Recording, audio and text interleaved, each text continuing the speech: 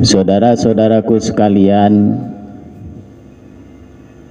hari ini kita akan membahas atau membicarakan tentang perlunya menyantuni anak yatim. Baiklah, kita awali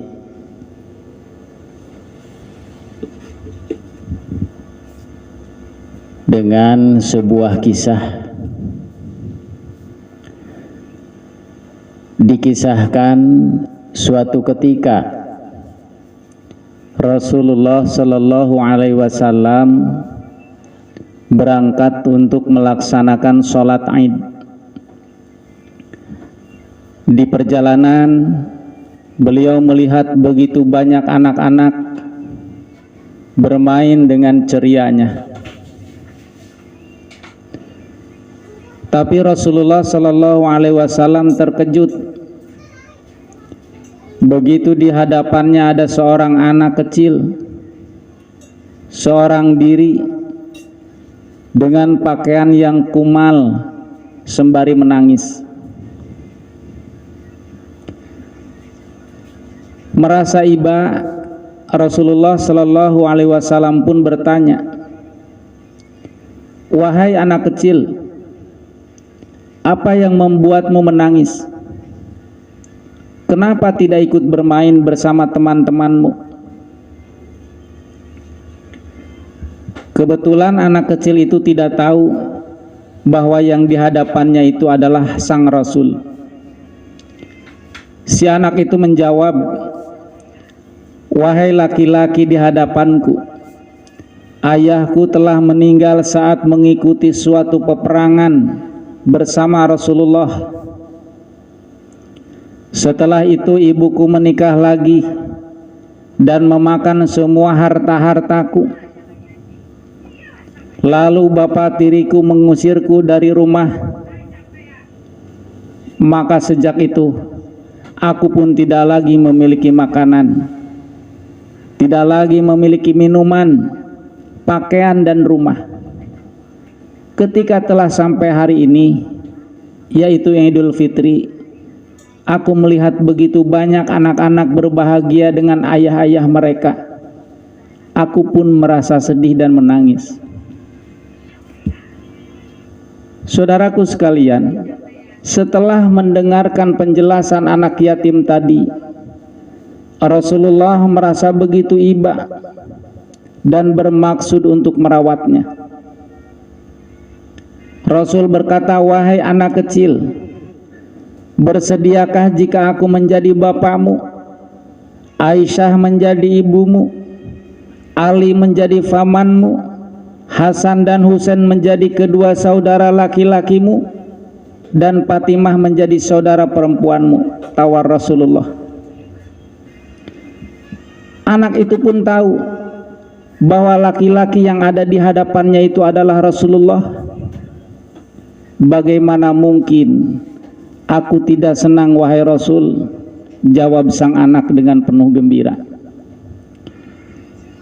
Kemudian Nabi pun membawanya pulang ke rumahnya, memberinya pakaian yang indah, memberi makanan sampai kenyang, menghiasinya, memberinya minyak wangi yang harum.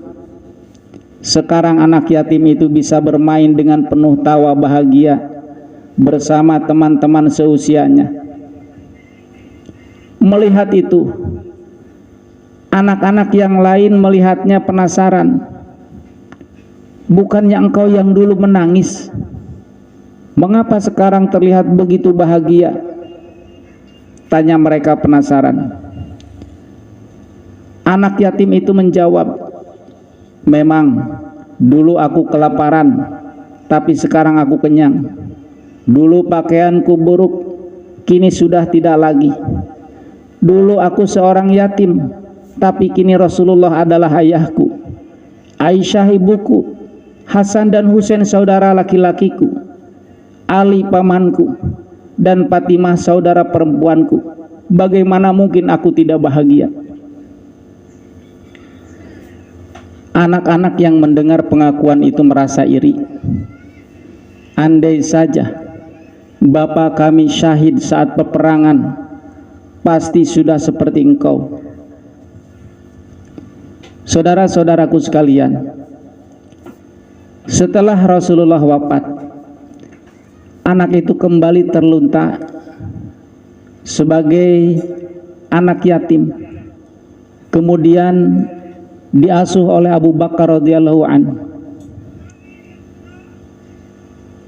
Saudara sekalian, kisah Rasulullah sallallahu alaihi wasallam dan anak yatim tersebut memiliki beberapa pelajaran penting yang perlu kita teladani. Di antaranya yang pertama, momen Idul Fitri merupakan momen berbahagia.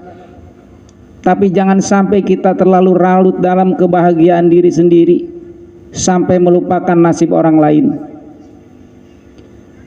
Dari kisah ini kita melihat sendiri bagaimana Rasulullah Shallallahu Alaihi Wasallam begitu iba melihat kondisi sebatang kara anak yatim yang tengah bersedih di saat anak-anak seusianya bersuka cita. Melihat kepiluan itu, tanpa pikir panjang, Rasulullah merawatnya dengan penuh kasih sayang. Setelah itu anak yatim itu hidup dengan penuh bahagia. Pelajaran yang kedua, pentingnya rasa tanggung jawab sebagai nabi sekaligus kepala negara. Rasulullah memiliki rasa tanggung jawab penuh terhadap rakyatnya. Ketika beliau melihat ada sebatang kara anak yatim yang ayahnya meninggal karena peperangan, dengan sifat kepemimpinannya Rasulullah merasa bertanggung jawab dan tanpa pikir panjang untuk mengadopsinya. Saudara-saudaraku sekalian, pelajaran yang ketiga, anjuran mengasihi anak yatim. Apa yang dicontohkan Rasulullah tersebut merupakan dorongan bagi umatnya untuk selalu menyantuni dan mengasihi anak yatim. Ada banyak sekali hadis-hadis Nabi yang menjelaskan anjuran dan keutamaan menyantuni anak yatim. Saudara-saudaraku sekalian, Rasulullah Shallallahu Alaihi Wasallam bersabda yang artinya, aku dan orang yang mengurus atau menanggung anak yatim di dalam surga seperti ini. Beliau mengisyaratkan dengan kedua jarinya, yaitu telunjuk dan jari tengah, serta agak merenggangkan keduanya. Saudaraku sekalian, hadis tersebut menunjukkan betapa besar keutamaan yang diperoleh orang yang mau mengurus anak yatim. Sampai-sampai saking segitu dekatnya, diibaratkan seperti dua jari, yakni jari telunjuk dan jari tengah yang begitu dekat. Pengibaratan ini seperti kedua jari yang berdampingan. Ini menunjukkan balasan mulia bagi orang yang mengurusi anak yatim, yaitu cepat masuk surga dan kedudukan tertinggi di dalamnya. Saudara-saudaraku sekalian, Ibnu Battal menjelaskan bahwa berdasarkan hadis ini, orang yang mengurus anak yatim akan mendapatkan kedudukan tertinggi di akhirat, yaitu bersama Rasulullah Sallallahu Alaihi Wasallam. Saudaraku sekalian, marilah kita jadikan momen Idul Fitri yang penuh bahagia ini juga sebagai momen berbagi kebahagiaan terhadap sesama. Momen Idul Fitri juga merupakan momen bahagia dan istimewa, tapi akan lebih istimewa lagi jika kebahagiaan itu juga dirasakan oleh orang lain. Hadirin rahimakumullah, di dalam kisah yang kedua dijelaskan di dalam kitab Mukasyafatul Qulub, Imam Al-Ghazali pernah mengisahkan bahwa suatu ketika ada seorang pria Basrah yang jahat di masa hidupnya, dan ketika meninggal tidak ada satupun orang yang mau mensolati dan mengantarkan jenazahnya ke tempat pemakaman. Bahkan sang istri pun sampai membayar 2 orang untuk memikul jenazah suaminya untuk dibawa ke musola agar disolati. Namun tidak ada seorang pun yang mau mensolati jenazah suaminya tersebut, sehingga sang istri pun membawa jenazah suaminya ke lahan luas untuk dimakamkan. Saudaraku sekalian, namun tak jauh dari lahan luas yang menjadi tempat untuk pemakaman suaminya, hiduplah seorang ahli ibadah yang rumahnya berada di atas gunung. Sang istri seakan-akan melihat sang ahli ibadah tersebut turun gunung untuk mensolati jenazah suaminya tersebut yang dicap sebagai orang jahat dan tidak ada yang mau mensolatinya serta mengantar jenazahnya ke tempat pemakaman. Sang ahli ibadah yang akhirnya turun gunung dan berniat untuk mensolati jenazah orang jahat tersebut didengar oleh para penduduk yang sebelumnya tidak mau mensolati jenazah, sehingga kabar tentang turunnya sang ahli ibadah yang berniat untuk mensolati jenazah orang jahat tersebut didengar oleh para penduduk. Saudaraku sekalian, banyaknya para penduduk yang mendengar kabar tersebut kemudian ikut untuk mensolati jenazah orang jahat itu.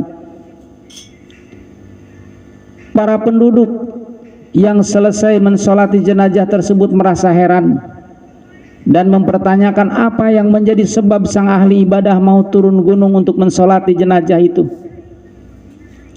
Sang ahli ibadah menjawab pertanyaan para penduduk tersebut, bahwasanya aku mendengar dalam mimpiku, turunlah ke si fulan karena tidak ada seorang pun yang mau mensolatinya, maka solatkanlah sebab ia telah diampuni oleh Allah Subhanahu wa ta'ala. Saudara-saudaraku sekalian, jawaban yang keluar dari mulut sang ahli ibadah semakin membuat para penduduk penasaran. Amalan apakah yang telah dilakukan oleh almarhum yang merupakan seseorang yang jahat dalam hidupnya sehingga semua dosa-dosanya diampuni oleh Allah Subhanahu wa ta'ala? Kemudian sang ahli ibadah tersebut memanggil istri almarhum dan menanyakan perilaku suaminya semasa hidupnya. Sang istri yang ditanya oleh sang ahli ibadah menjawab, sebagaimana orang-orang ketahui bahwa almarhum suami saya sehari-harinya hanya berbuat dosa dan selalu mabuk-mabukan. Mendengar jawaban tersebut, sang ahli ibadah meyakinkan istrinya almarhum untuk mengingat lebih dalam lagi tentang perbuatan almarhum. Cobalah Anda teliti kembali, apakah ada amalan kebaikan yang pernah dilakukan semasa hidup? Istri almarhum kemudian ingat dan menjawab, oh iya, saya ingat. Ada 3 amalan kebaikan yang selalu dilakukan oleh almarhum suami saya di masa hidupnya. Yang pertama, ketika dia sadar dari mabuknya di waktu subuh, dia segera mengganti pakaiannya, kemudian berwudu dan ikut sholat berjamaah subuh. Yang kedua, di rumah kami tidak pernah sepi dari 1 atau 2 anak yatim, dan kebaikan almarhum suami saya terhadap anak yatim melebihi kebaikannya terhadap anaknya sendiri. Dan yang ketiga, suatu ketika almarhum pernah sadar dari mabuknya di tengah malam. Dia menangis dan berkata, ya Tuhanku, Letak neraka jahanam manakah yang engkau kehendaki untuk meletakkan orang terkutuk sepertiku ini? Saudara-saudaraku sekalian, ketulusan dalam melakukan hal-hal yang kadang dianggap sepele oleh sebagian orang, seperti menyantuni anak yatim dan merawatnya, justru malah menjadi pintu ampunan dari Allah Subhanahu wa Ta'ala bagi para hambanya.